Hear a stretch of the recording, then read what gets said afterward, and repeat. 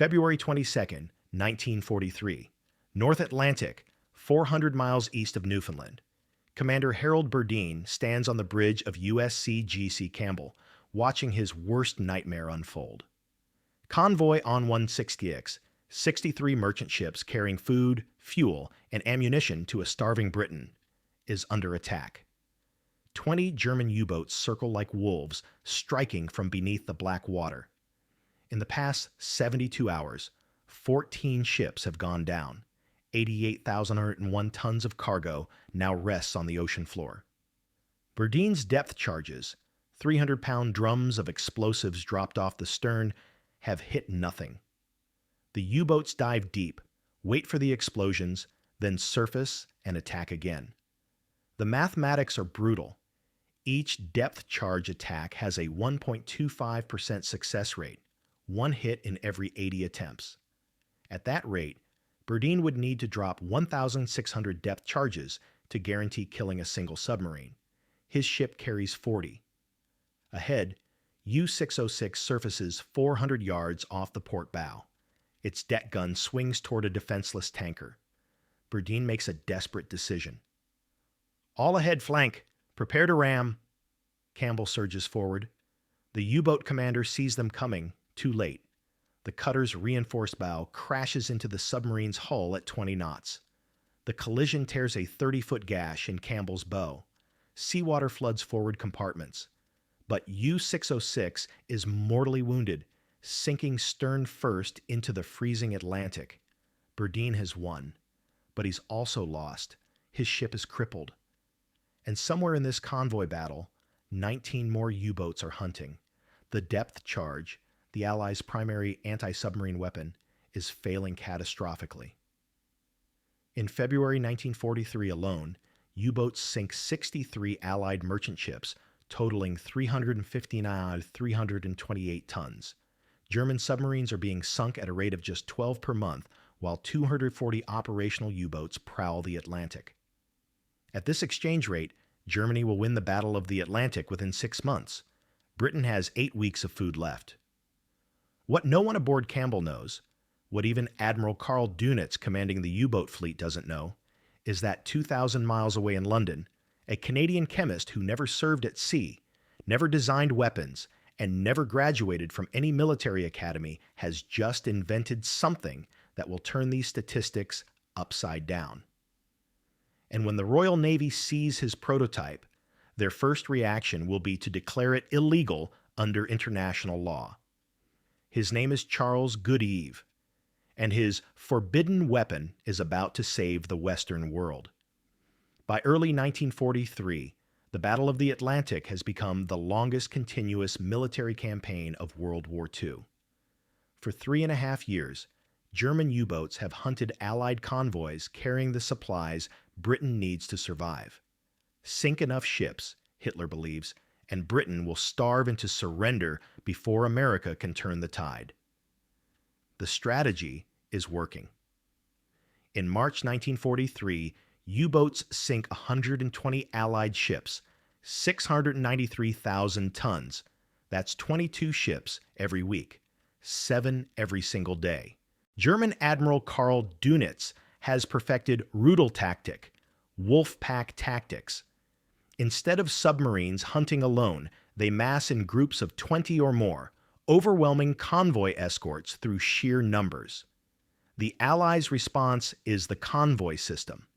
Merchant ships travel in groups of 60 or more, protected by destroyers, corvettes, and frigates.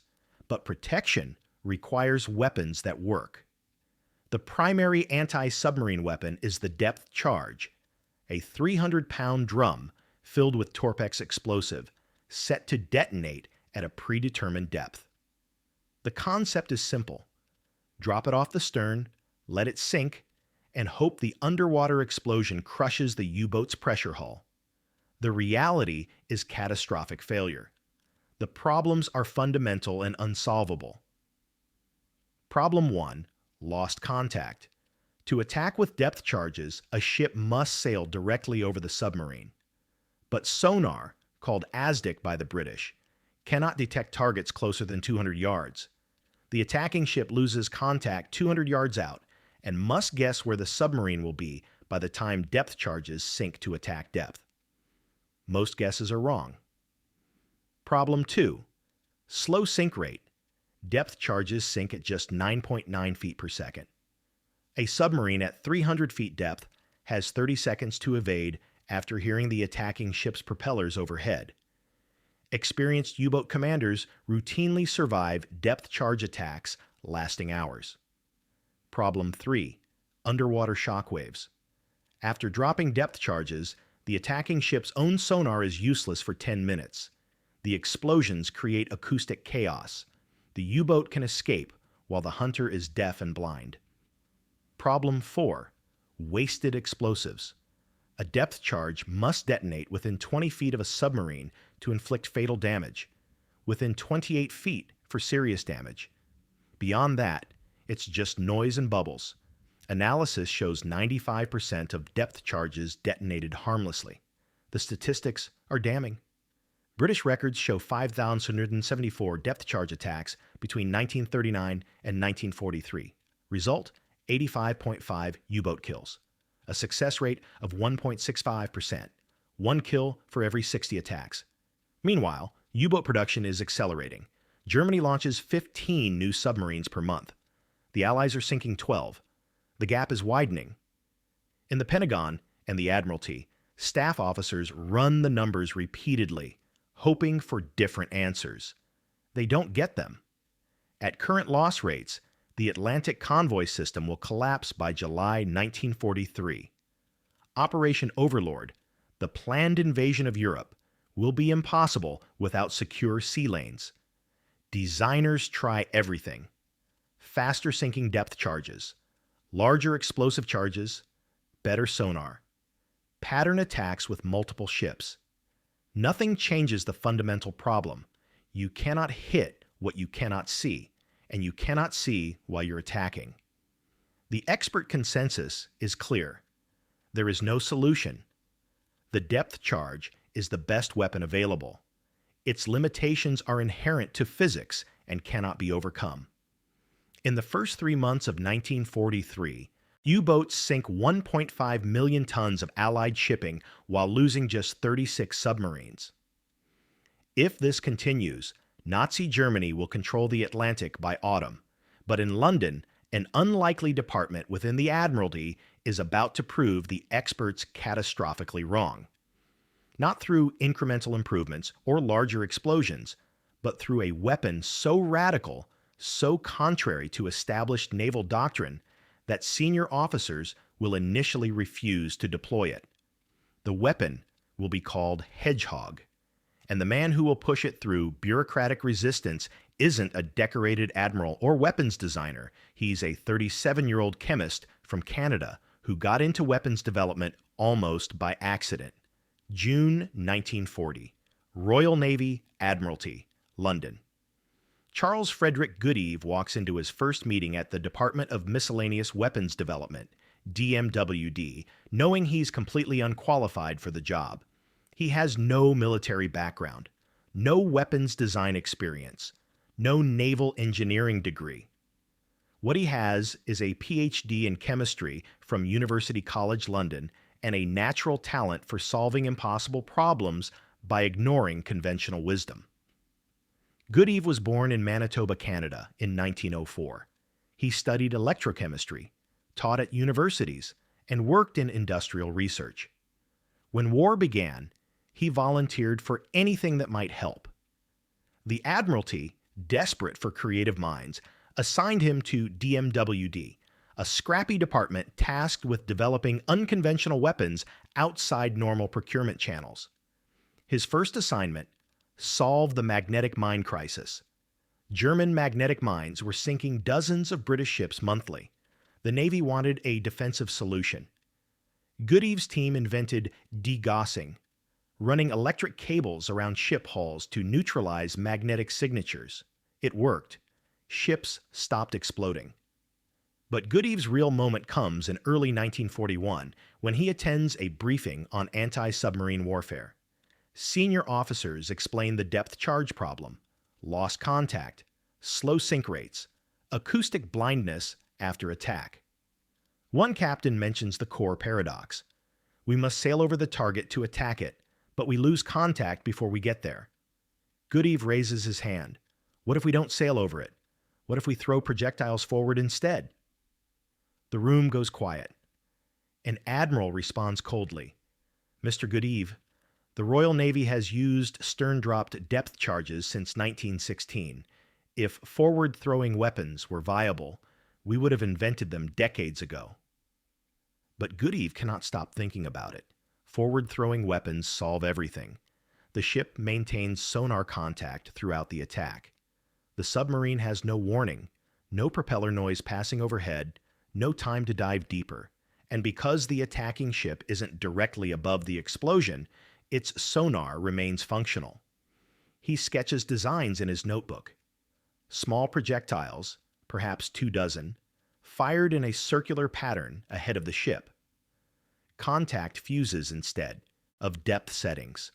Only detonate on direct hit. No acoustic interference if you miss. The concept is simple, obvious even, which makes Goodeve wonder why no one has tried it. He approaches his superior, Commander Louis Mountbatten, director of DMWD. Mountbatten listens to the pitch and immediately sees the potential. He tells Goodeve to build a prototype. Do it quietly. Don't ask permission. If we present this to Admiralty staff, Mountbatten says, they'll bury it in committee meetings for 2 years. Build it first, make it work, then we'll force them to accept it. Goodeve assembles a small team. No formal authorization, no official budget. They scavenge materials from other projects. The goal, create a working forward-throwing anti-submarine weapon in secret, test it at sea, and present the Navy with results so compelling that rejection becomes impossible. What they're about to build will be called the Hedgehog. 24 small bombs launched simultaneously from spigot mortars, flying 250 yards ahead in a circular pattern. But first, they have to survive the inevitable accusation that what they're designing violates the laws of war. September 1941. HMS Westcott, Secret Weapons Testing Site, Scotland. Goodeve's prototype looks like something from a medieval battlefield. 24 steel spigots arranged in 4 rows on a tilting platform, each loaded with a finned projectile resembling an oversized mortar round. The sailors assigned to test it call it the Hedgehog because the spigots bristle like quills. The design is deceptively simple. Each projectile weighs 65 pounds with a 35-pound Torpex warhead. Contact fuse triggers detonation only on direct impact with solid steel, a submarine hull. Springs load each spigot. Fire all 24 simultaneously with a single electrical charge. The projectiles arc through the air and splash down in a 120-foot diameter circle 250 yards ahead. Theory says a submarine inside that circle will be hit. One hit kills. But when Goodeve first demonstrates the weapon to Admiralty observers, a legal officer stands and declares, "This weapon is illegal under international maritime law." The room freezes. "The Geneva Convention," the officer continues, "prohibits weapons that kill by drowning. If your projectiles don't explode, if they simply sink the submarine without warning, you're condemning the crew to death by suffocation. That's a war crime." Goodeve has prepared for this. The contact fuses only detonate on hitting a submarine. If they miss, they sink to the ocean floor inert and harmless. No explosions means no submarine present. No submarine present means no crew endangered. The weapon is self-discriminating. "That's absurd," the legal officer replies. "You're saying the weapon obeys international law by accident. I'm saying it obeys the law by design. Unlike depth charges, which kill indiscriminately in a wide radius, Hedgehog only kills what it hits directly." The argument rages for an hour. Finally, Mountbatten intervenes.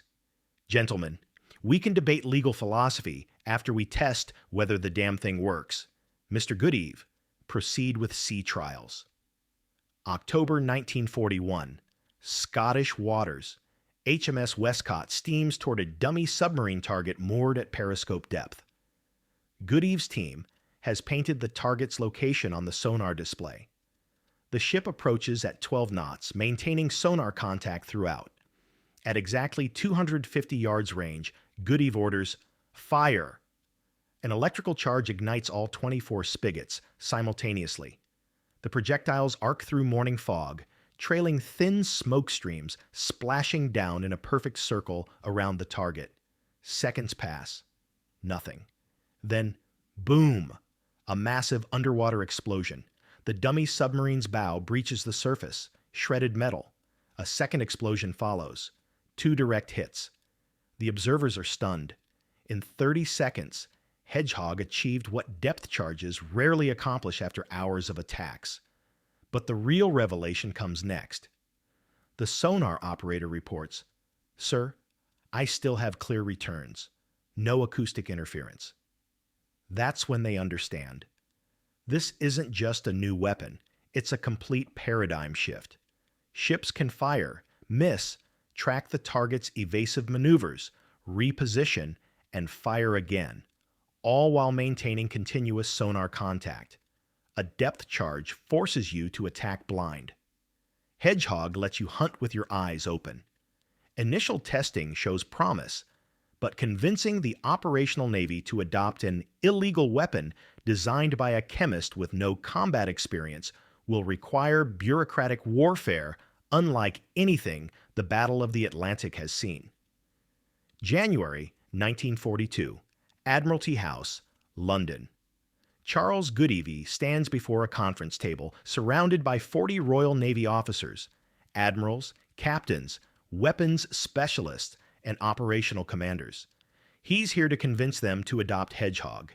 The data from sea trials speaks for itself. The officers, however, are not interested in data. "Mr. Goodeve," begins Rear Admiral Creasy, "your weapon violates 25 years of anti-submarine doctrine. We drop depth charges in patterns because submarines evade. Your spigot launcher fires once and hopes for luck." "Not luck, Admiral. Mathematics. Hedgehog fires 24 projectiles in a 120-foot circle. A surfaced U-boat is 250 feet long and 20 feet wide.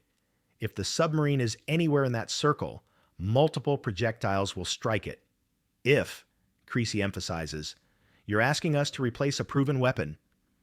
A weapon with a 1.65% success rate." The room erupts. "That statistic is classified," someone shouts. "It's also accurate," Goodeve fires back. "We've dropped 5,774 depth charge patterns since 1939. Result, 85 confirmed U-boat kills. Meanwhile, U-boat production exceeds our kill rate by 3 per month. At this rate, we lose the Atlantic by July." An engineering captain stands. "Even if your weapon works in trials, how do you train crews? The fleet is at sea fighting. We can't recall every escort ship for weeks of retraining." "Training takes 4 hours," Goodeve replies. "The electrical firing system has 1 button. Aim with sonar bearing. Press button. The weapon does the rest."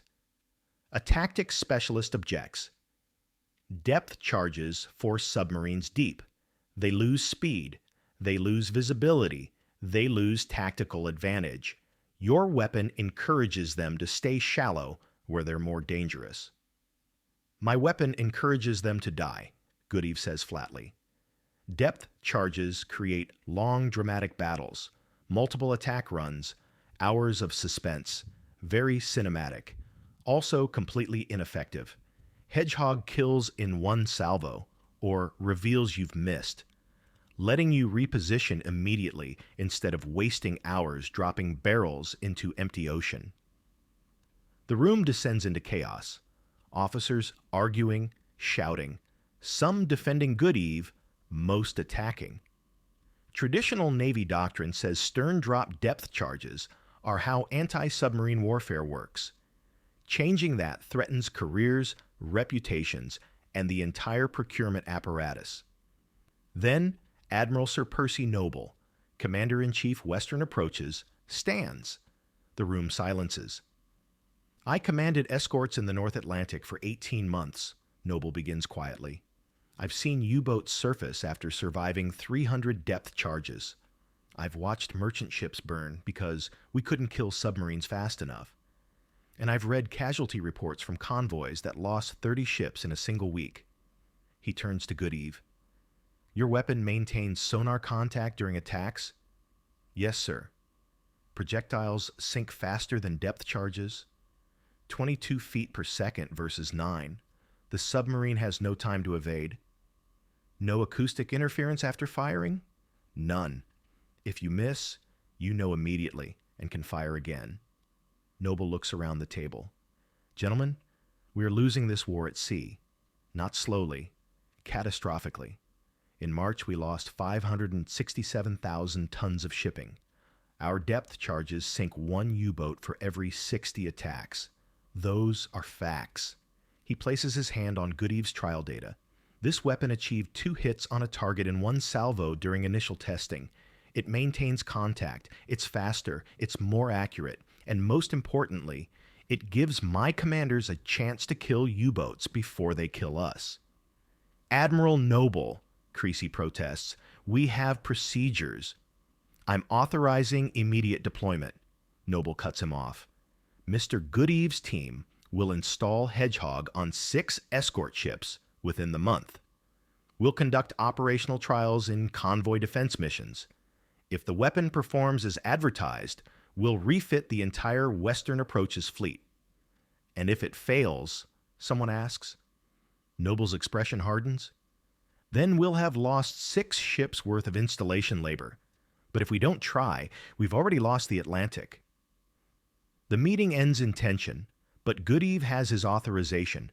Within weeks, HMS Baintoon, Exmoor, Boadicea, Brilliant, Honeysuckle, and Starwort receive Hedgehog installations. The first combat test comes in April 1942. HMS Leamington fires Hedgehog at a sonar contact north of Iceland. 11 seconds later, an underwater explosion. U-boat debris surfaces. First combat attempt, first kill. The Hedgehog has proven itself in battle. Now it needs to prove it can change the war. May 10, 1943. HMS Lagan, North Atlantic. Commander Arthur Cubison's sonar operator calls out, Contact, bearing 045, range 800 yards. Moving right, classified submarine. Lagan, a river-class frigate equipped with Hedgehog, alters course to intercept. This is exactly the scenario Goodeve designed for. The U-boat, U-456, is running shallow, trying to reach attack position on the convoy ahead.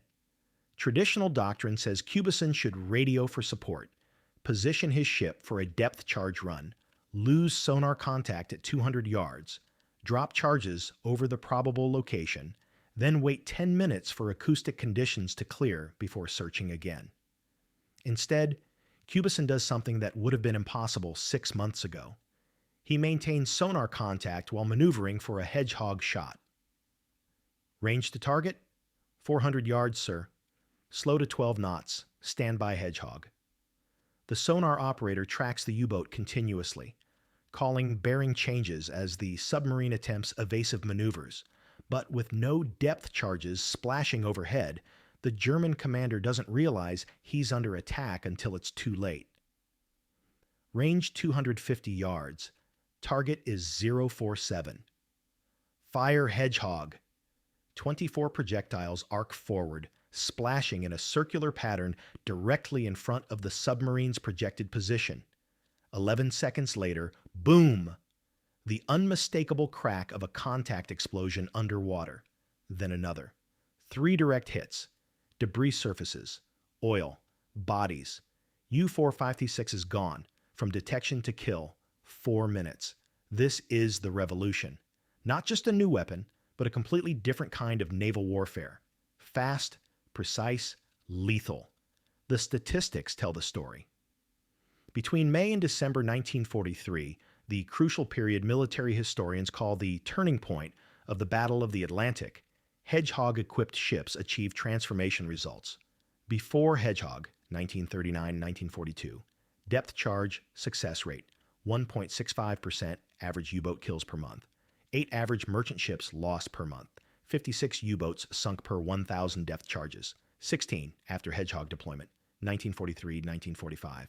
Hedgehog success rate, 20% average U-boat kills per month. 31 average merchant ships lost per month. 22 U-boats sunk per Hedgehog attack, 1 in 5. The British Admiralty keeps meticulous records. 268 Hedgehog attacks result in 47 confirmed U-boat kills and 14 probable kills. That's a success rate 12 times higher than depth charges. But the real impact isn't just the kills, it's the deterrence.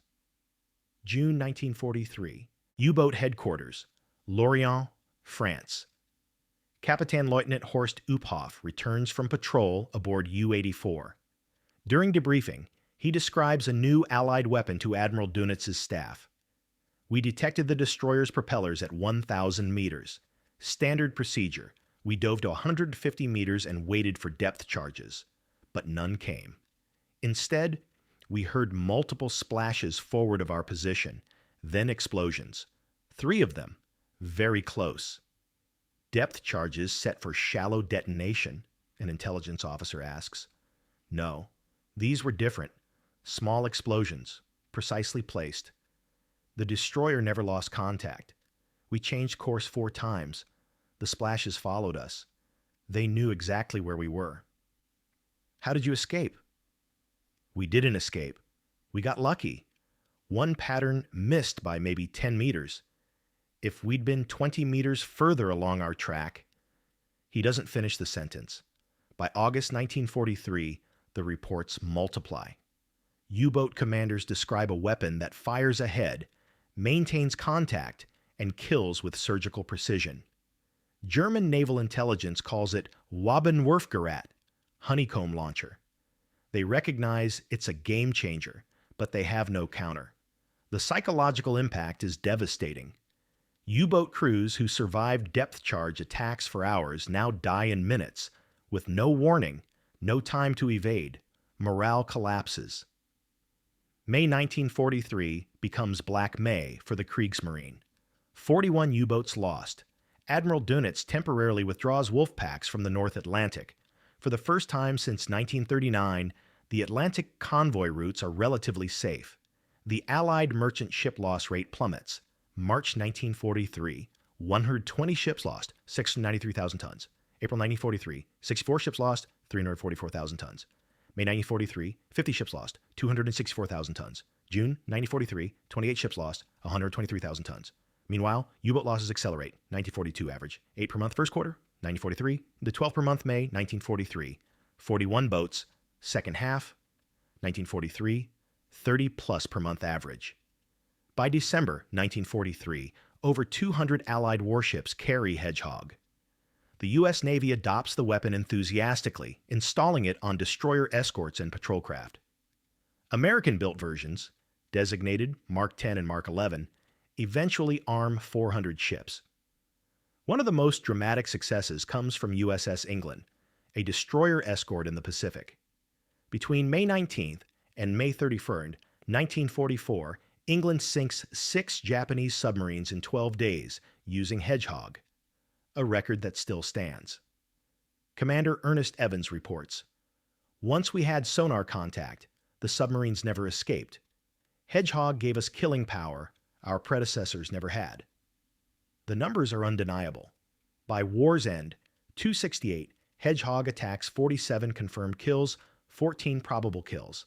Success rate, 20%, 1 kill per 5 attacks, compared to depth charges, 1.25%, 1 kill per 80 attacks. Naval historians calculate that Hedgehog's deployment shortened the Battle of the Atlantic by at least 9 months, saving an estimated 300 merchant ships and 15,000 merchant seamen's lives. In September 1943, a convoy arrives in Liverpool carrying a special passenger, a merchant marine captain named Robert Morrison. When reporters ask how his ship survived 3 Wolfpack attacks, Morrison says simply, "The escorts had new weapons. We heard the explosions. Then the submarine stopped coming. Those weapons saved us." Those weapons came from a Canadian chemist with no naval experience, working in a department the Admiralty nearly shut down as frivolous, developing a weapon traditional officers declared illegal and impractical. Charles Goodeve had proven that sometimes the greatest breakthroughs come from people who don't know something is impossible. July 9th, 1944, London. Charles Goodeve receives the Officer of the Order of the British Empire, OBE, from King George VI. The citation reads, "For exceptional service in weapons development contributing to victory in the Battle of the Atlantic." Goodeve accepts the medal, shakes the king's hand, and returns to work the same afternoon. He refuses interviews, declines speaking engagements. When the BBC requests a feature on the man who saved Britain, Goodeve sends a terse response. "The sailors saved Britain. I just gave them better tools." By war's end, Hedgehog has sunk 47 confirmed U-boats and likely 14 more. But its greatest achievement isn't the kills, it's the transformation it represents. Post-war analysis by the Royal Navy's Operational Research Section concludes, the introduction of forward-throwing weapons in 1942-1943 marked the decisive turning point in anti-submarine warfare. These weapons achieved a success rate 15 times higher than traditional depth charges and fundamentally altered tactical doctrine. The U.S. Navy goes further. Admiral Ernest King, Chief of Naval Operations, writes in his 1945 annual report, "The Hedgehog anti-submarine projector, adopted from British design, proved to be the most effective anti-submarine weapon of the war.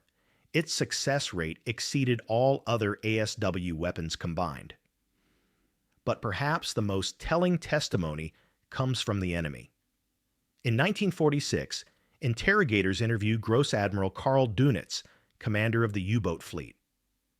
When asked what factors led to Germany's defeat in the Atlantic, Dönitz lists 5: long-range aircraft, improved radar, code breaking, escort carriers, and the ahead-throwing weapons. "Your new mortars," Dönitz explains, "removed the submarine's primary advantage, time to evade after hearing attacking ships overhead. My commanders reported they had no warning before explosions, no defensive measures. We lost submarines so quickly we couldn't determine what went wrong." The technology Goodeve pioneered lives on. The Hedgehog's successor, the Squid anti-submarine mortar, entered service in 1944 with even better performance. Post-war, the U.S. Navy developed ASROC, anti-submarine rocket, which combined Hedgehog's forward-throwing principle with guided torpedoes. Modern navies still use ahead-throwing weapons, vertical launch systems firing missiles that deliver homing torpedoes ahead of the ship. The principle Goodeve proved, maintain contact, throw forward, kill with precision, remains fundamental to anti-submarine warfare 80 years later. After the war, Goodeve returned to civilian life. He became director of the British Iron and Steel Research Association, helping rebuild Britain's industrial capacity. He was knighted in 1946, becoming Sir Charles Goodeve. He served on scientific advisory committees. He published papers on industrial chemistry. He never spoke publicly about the Hedgehog. When he died in 1980 at age 76, his obituary in the Times mentioned his wartime service in a single paragraph. Most people who knew him had no idea he'd invented the weapon that turned the Battle of the Atlantic. In 2008, a group of Royal Navy veterans dedicated a memorial at the National Memorial Arboretum in Staffordshire. It honors the 3,500 merchant ships and 36,000 seamen lost in the Atlantic.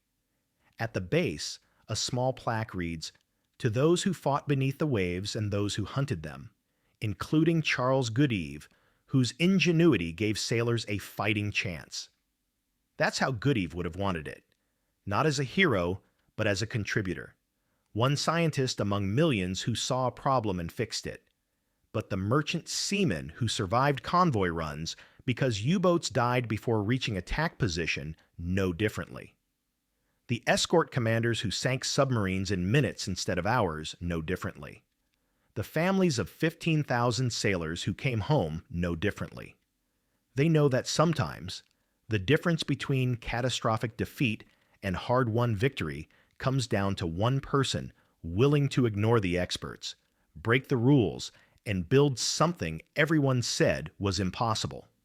In 1939, the Royal Navy had 25 years of anti-submarine doctrine.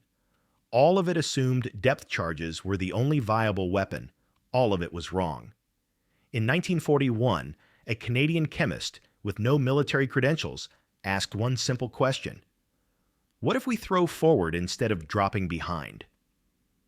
That question saved the Atlantic, and with it, the free world. The lesson is timeless. Never assume the current way is the only way. Never let credentials dictate who can solve problems.